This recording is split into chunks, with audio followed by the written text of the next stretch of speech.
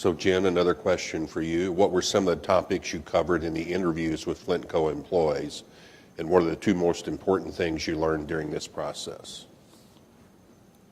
So we covered the typical things we would cover. We wanted to hear about their perceptions of their own leadership style, a little bit about their background.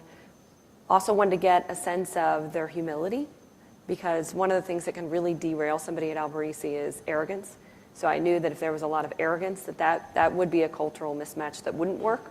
So there's questions we ask that give us a sense of that leader's self-awareness, humility, and willingness to grow. So we dug in on that quite a bit. We asked a lot of questions. Tell us about your team. And we went through that in detail. So tell me your team members, their roles, and give me an assessment of each team member. Do you think they're performing well? Do you think they have potential? Who do you see as your successor and why? What are you doing to prepare them? So that was trying to, even though we couldn't assess their teams, do the best we could at getting a feel for the teams below them. We asked each of them to describe how they saw the leadership team, how they saw the leadership team interacting.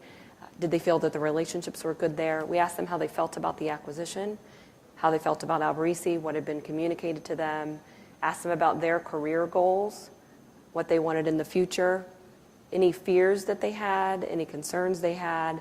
And some of these questions sound very surface, but the answers can give you insight into some interesting things.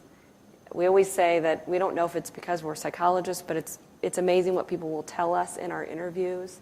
And so some of that information, even though those questions sound pretty simple, was very revealing in terms of the team, how they interact with one another, and some of the red flags that came out. Actually, some of those came out of the interview process, not just the data.